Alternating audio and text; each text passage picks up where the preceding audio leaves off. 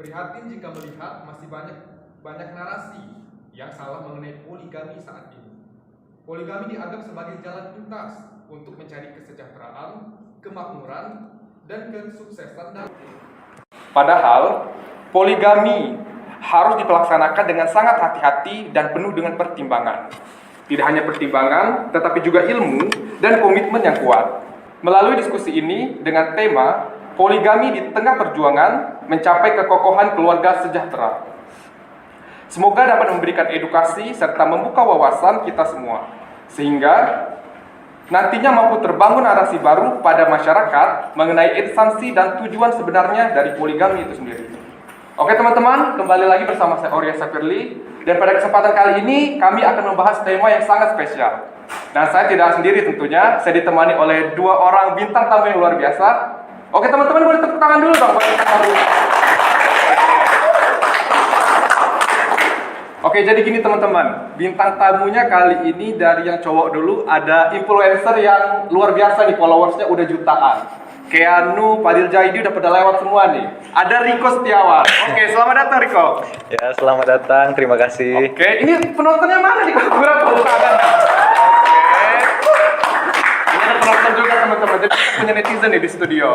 Selain Riko, kita kedatangan salah satu staf dari pemberdayaan wanita muslimah Provinsi Lampung. Ada Rati Septiatika. Assalamualaikum.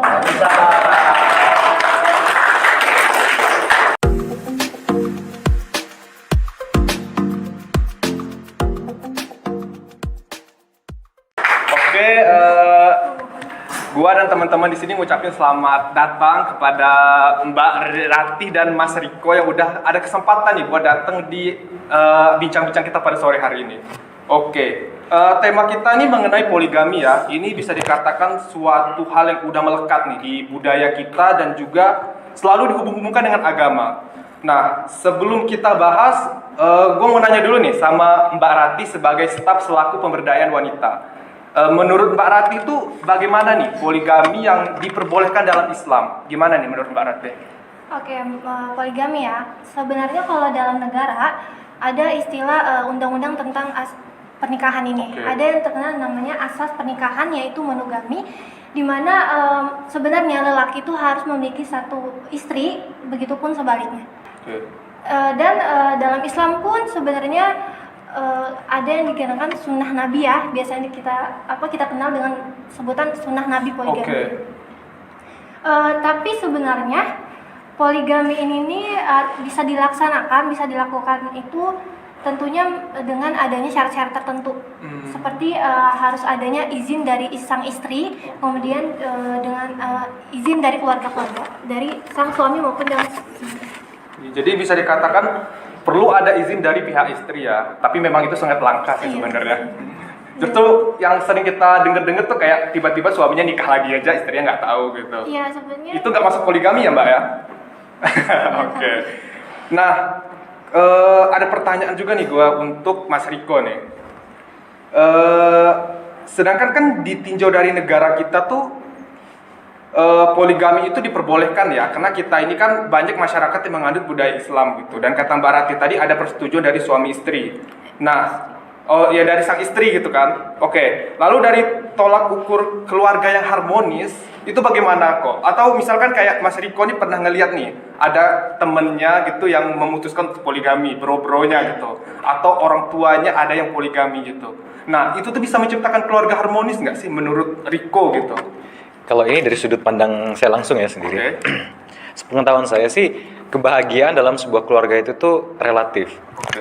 Jadi kita nggak bisa membandingkan dan juga nggak bisa menentukan bahwasanya standar kebahagiaan orang itu harus seperti ini gitu. Karena setiap orang memiliki standar kebahagiaannya masing-masing dalam keluarga. Jadi contohnya kayak bisa aja mereka yang memang poligami dan istrinya rela gitu untuk dipoligami, ya mereka tetap bisa aja merasa bahagia asal ya tadi kebutuhan tercukupi dan adil dalam hal apapun. Nah, tapi kalau misalkan ada tindak-tindak hal-hal yang tidak baik gitu, yang merugikan salah satu pihak, itu kan keadilannya sudah nggak ada. Itu mungkin yang menyebabkan rumah tangga itu menjadi retak seperti itu. Oke. Bener banyak sih kayak gue denger kasus juga gitu di daerah gue gitu ya, di Liwa. banyak orang yang dimana mereka ahli-ahli agama yang istrinya ada 2, ada 3, yaitu nggak masalah gitu, why not gitu. Itu urusan masing-masing gitu. Dan banyak yang mengatakan kalau itu juga dari ibadah. Nah, tetapi di sini kalau menurut gua ya, secara pribadi gitu, ketika itu dijadikan ibadah dan istrinya menyetujui, apakah benar gitu? Dari dalam hati istrinya itu memang setuju gitu, atau memang ada kayak ya sudahlah ini ibadah, saya mencoba ikhlas gitu. Karena kembali lagi kan hati kan dari orang tertentu ya gitu. Nah, kalau misalkan ada rasa di sekecil sekecil padi gitu yang tidak ikhlas gitu, itu udah masuk ibadah bukan sih? Kalau ada rasa ketidakikhlasan gitu, kayaknya itu masih perlu dipertanyakan gitu. Iya sih, karena pemahaman aku juga kalau ibadah itu harus ikhlas. Kalau nggak ikhlas itu tuh ya belum tentu diterima. Karena kita yang ikhlas saja, kalau tata caranya salah aja belum tentu diterima gitu. Apalagi nggak ikhlas. Oke. Kalau dari Mbak Rati sendiri gitu, seorang perempuan mau nggak dipoligami suatu hari nanti? Enggak dong. Kenapa? Why? Yang maksudnya Harus utuh ya, Mbak. Kenapa gitu? Kenapa harus poligami gitu? Maksudnya kalau mau mengatasnamakan sunnah Nabi itu kan banyak sih. Nggak bukan cuma tentang poligami. Sebelum Nabi kan berpoligami itu pada saat menikah dengan Aisyah.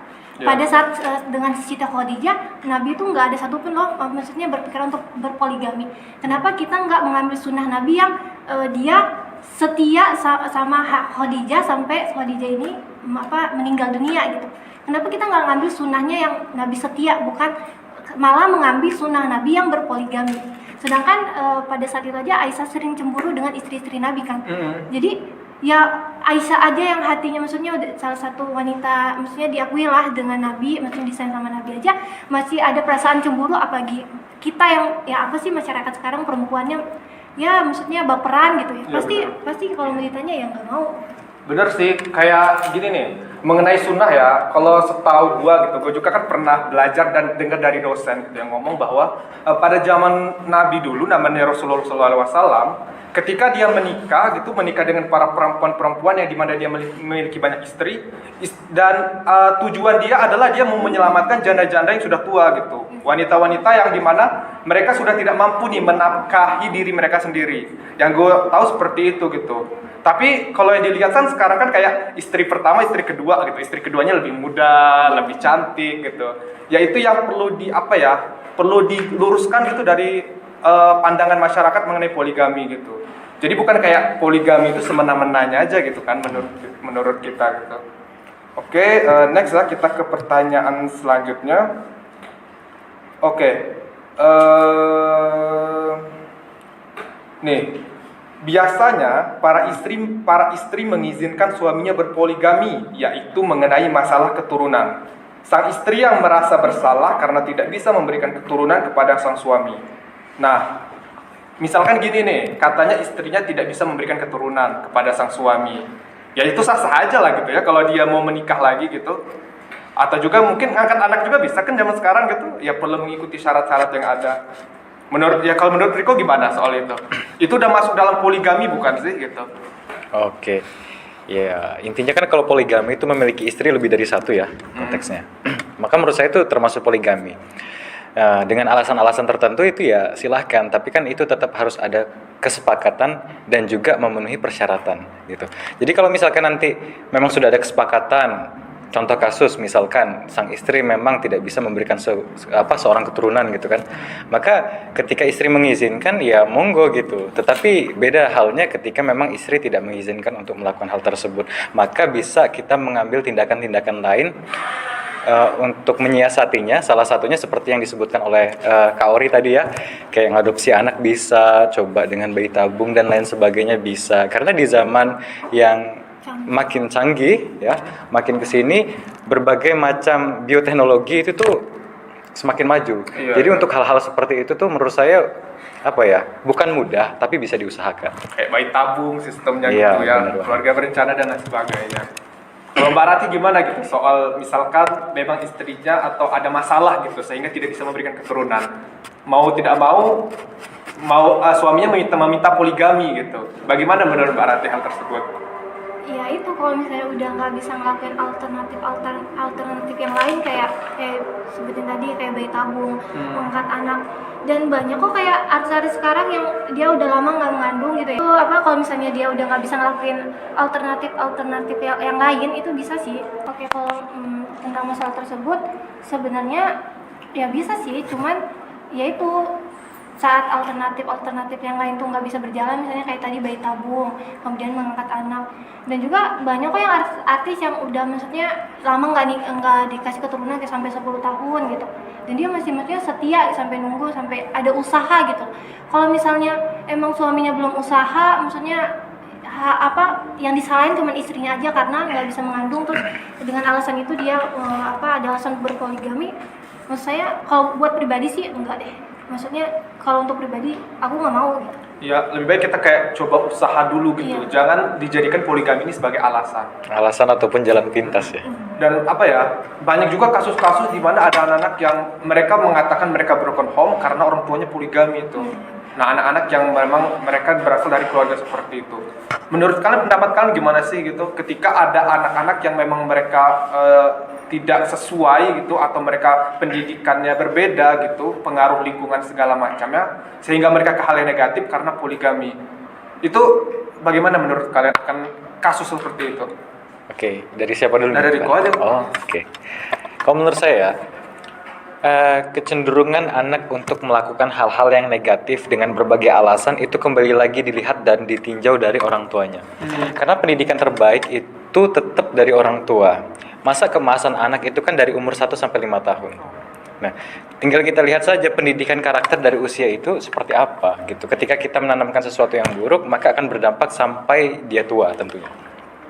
Maka dari itu, sebisa mungkin ketika memang ada keluarga yang berpoligami, pahamkan kepada anaknya sehingganya anak itu tidak menjadi anak yang memang dinilai broken home gitu. Karena kan tolak ukur broken home kalau di zaman sekarang ini kan mungkin keluarganya cerai, orang tua. Berbeda-beda, beragam gitu, general gitu ya. Ya. Kalau dari Rati gimana tuh mengenai anak yang broken home karena poligami? Ya itu saya setuju juga sih, maksudnya ya ilmu yang orang tua itu kan sebagai guru pertama dari sang anak gitu. Maksudnya kayak anaknya perempuan nih, misalnya anak perempuan tuh biasanya dia lebih ke perasaan ya. Biasanya dia melihat orang tuanya seperti itu, dia melihat ayahnya dengan tega, kan anak belum tahu nih, dia cuma hanya tahu dengan alasan ayahnya poligami ibunya gitu. Jadi bisa jadi sang anak tuh berdampak ke psikologisnya. Oh iya, menimbulkan trauma nggak sih? Iya, trauma ya, dengan laki-laki gitu. Cuma kalau yang laki-laki nih, laki-laki kan itu biasanya keras ya. Maksudnya dia pasti bakalan nyontoh ke bapak ayahnya ini gitu. Misalnya dia, kenapa gue harus dia mencontoh ayahnya, maksudnya banyak sih di lingkungan aku tuh ngomongnya kayak gini. Oh, dia selingkuh kayak gini, pantesan ayahnya juga kayak gitu kok, dia ayahnya berpoligami, dengan alasan kayak gitu. Jadi anaknya itu mengikuti contoh dari bapaknya ini. Kalau yang laki-laki gitu. Soalnya kan laki-laki biasanya dia lebih keras gitu, lebih ke berpikiran, lebih ke pikiran gitu. Kalau untuk masalah itu pengaruh anak gitu ya, sebenarnya berpengaruh ke psikologis sang anak sih sebenarnya. Kalau misalnya anak perempuan nih, biasanya kan dia lebih ke perasaan gitu. Dia melihat sang ayah, dia tahu judulnya sang ayah mempoligami ibunya gitu kan. Jadi bisa menimbulkan rasa trauma gitu. Mungkin ke psikologi anak. Iya, misalnya ke cowok-cowok, maksudnya pria, dia jadi takut gitu, misalnya trauma lah gitu. Untuk ke anak laki-laki biasanya dia mengikuti jejak sang ayah. Soalnya di tempat aku banyak juga yang misalnya anak pria nih nikah terus abis itu dia mempoligami istrinya. Nanti ada kata-kata kalimat, iya itu udah keturunan sang ayah juga dulu seperti itu gitu. Jadi bisa-bisa kalau anak laki-laki biasanya dia mengikuti jejak sang ayah gitu, dan itu sebenarnya nggak bagus gitu buat mental sang anak, buat psikologi sang anak itu nggak bagus gitu. Dan lebih ini ya, memang bisa dikatakan kayak atau karma atau buah jatuh tidak jauh dari pohonnya gitu. Cuman itu juga bisa dari dampak dari psikologi seseorang juga sih. Kenapa anak tersebut mengalami kegagalan ketika berumah tangga, atau anak laki-laki yang melakukan poligami, itu bisa berpengaruh dari psikologi. Oke. Sesi pertanyaan nih kepada para penonton atau netizen yang ada di studio. Oke, teman-teman, ada yang mau nanya gak nih mengenai tema hari ini? Oke, dari ujung dulu nih. Dari siapa nih, bisa perkenalan dulu kita? Perkenalkan nama saya. Oke. Saya Rani Pujati, izin bertanya kepada kakak-kakak atau narasumber kita kali ini.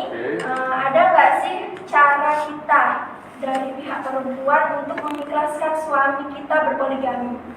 Oke, pertanyaannya lumayan tuh ya. Mungkin bisa dijawab sama Mbak Ratih dulu nih. Gimana nih? Bisa nggak nih mengikhlaskan atau ada caranya nggak nih? Kayaknya nggak ada, Mbak Kalau ya? untuk ikhlas Oke. sih nggak ada. Kalau mencoba ikhlas tuh ada, pasti kan. Maksudnya kalau benar-benar ikhlas tuh ya nggak akan ada. Maksudnya siapa sih yang itu? Maksudnya Aisyah aja, dia aja maksudnya masih cemburu gitu sama istri-istri Nabi yang lain, apalagi kita yang manusia, maksudnya wanita biasa gitu kan, maksudnya di zaman sekarang. Kalau mencoba ikhlas sih ya itu faktor-faktornya mungkin menerima kayak kenapa suami saya melakukan poligami, mungkin dari sifat saya atau ya itu nggak bisa anin keturunan. Tapi kalau untuk ikhlas benar-benar ikhlas tuh nggak bisa. Kalau menurut pribadi ya, tapi nggak tahu kalau buat cewek-cewek yang lain. Iya bener sih itu. Karena kalau kita keluar studio gitu nanya sama mbak-mbak yang jalan itu, Mbak mau nggak dipoligami suatu saat nanti? Kayaknya nggak ada jawabannya iya gitu ya, tidak mungkin gitu. Dan kelebihannya kayak kita ya istri-istri juga harus tahu lah gitu. Kalau misalkan suaminya tiba-tiba poligami sama perempuan yang lebih muda dan lebih cantik, dari mana mau ikhlas kan logikanya gitu. Iya. Ya kayak ya kembali lagi lah, bukan dijadikan sebagai ibadah ya, apalagi itu untuk kepuasan nafsu Iya. sesaat gitu dan juga keegoisan. Kalau dari Mas Riko gimana nih mengenai poligami gitu? Bisa nggak sih seorang wanita itu ikhlas gitu? Atau Mas Riko kan sebagai laki-laki nih, apakah Mas Riko mungkin nanti mau poligami juga? Gitu kan kita nggak ada yang tahu tuh. Waduh, jujur ya, kalau untuk mengikhlaskan dalam tanda kutip seorang wanita untuk suaminya berpoligami, saya kurang paham sih. Oke. Karena lagi-lagi kan balik lagi ke pribadi masing-masing ya. Apalagi jiwa seorang perempuan itu kan biasanya sangat rentan dan sensitif. Baper lah bahasanya. Bener-bener. Jadi untuk hal-hal seperti itu sih menurut saya juga kalau dibilang ikhlas secara hati entah, tapi kalau secara pemahaman mungkin bisa. Bener banget. Oke, terima kasih nih jawaban dari Mas Riko dan Mbak Ratihnya mengenai pertanyaan dari Mbak Reni ya. Mbak Reni makasih juga ya Mbak ya pertanyaannya. Dan selanjutnya pertanyaan kedua nih, pertanyaan terakhir, slot terakhir. Kira-kira ada nggak nih yang cowok nih? Oke. Selanjutnya silakan Mas. Sebelum pertama nama saya Mas Setiawan. Di sini saya bertanya tadi mengenai seputar penjelasan tentang poligami. Nah, di sini saya mau nanya, bagaimana sih menurut pandangan kalian jika nanti terjadi pada kalian suatu Oke. dan hal poligami tersebut? Bagaimana cara mengatur keadilan dengan pasangan Anda tersebut nanti? Oke, siap. Waduh, pertanyaan ini yang kedua, gimana nih kalau kalian berdua dulu deh di situasi seperti itu? Misalkan si Riko mau berpoligami, si Ratih suaminya mau berpoligami nih. Jangan sampai Mbak Ratih ya sampai ngetuk-ngetuk. Oke, kalau gitu ke Mbak Ratih dulu deh. Gimana nih kalau misalkan suatu saat oke, ke Riko dulu aja nih. Kayaknya Riko udah gak sabar nih mau ngejawab. Gimana nih? Misalkan Kalau suatu saat nanti berpoligami. dan suami dan istrinya mengizinkan untuk berpoligami, gimana nih? Kalau untuk apa membagi keadilan ya, bersikap adil kepada mereka.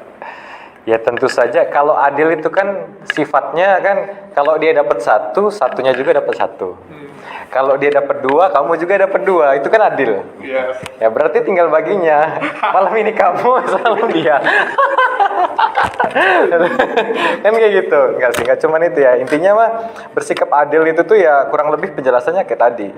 Yang pasti harus sama rata gitu pembagiannya. Ya dari segi apapun itu, baik nafkah lahir maupun batinnya, baik dari perilaku dan sikapnya, serta apapun yang kita berikan, mau itu kasih sayang atau apapun ya sama dan seimbang gitu. Jangan sampai membuat kecemburuan di sebelah pihak. Karena ya gimana ya, kasih sayang seorang istri itu berpengaruh untuk suami juga tentunya. Iya benar. Susah ya untuk ikhlas ya, nggak gampang. Kalau Mbak Ratih gimana nih Mbak?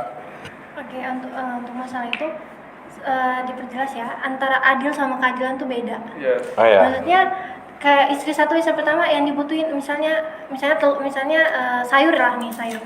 Yang istri pertama dikasih satu ikat, yang istri kedua dikasih satu ikat, itu adil. Tapi kalau keadilan misalnya yang satunya lagi hamil nih, istri kedua lagi hamil. Yang kalau keadilan itu yang istri pertama dikasih satu ikat, yang istri kedua dikasih dua ikat Karena lagi hamil. Membutuhkan itu. Ya. Kadang ya suami kayak gitu, maksudnya kadang nggak tahu terlalu jelas apa itu adil dan keadilan. Nah itu yang membuat antara istri ini bersenggang gitu, maksudnya saling cemburu gitu kan. Kok ini Mas gak ngerti banget sih gitu. Iya. Padahal kan saya ini dihitungnya 2, ada 1 lagi loh di sini kan gitu. Jadi nggak gampang ya. Iya, Nggak gampang. Bener sih. Kalau ya teman-teman bro-bro juga kalau misalkan berpoligami nanti harus mikir-mikir juga gitu. Kalau sekali Sultan Arab gitu kan yang punya gedung gitu ya boleh, ya terserah gitu kan, atau istrinya mau juga gitu. Cuman kalau misalkan ya hidup masih pas-pasan gitu, lirik kanan lirik kiri, nggak, ya kurang dulu lah gitu, lebih bagus. Jangan dijadikan poligami ini sebagai alasan, apalagi disangkut pautkan dengan agama, apalagi itu tujuannya hanya untuk keinginan sesaat atau nafsu belaka gitu.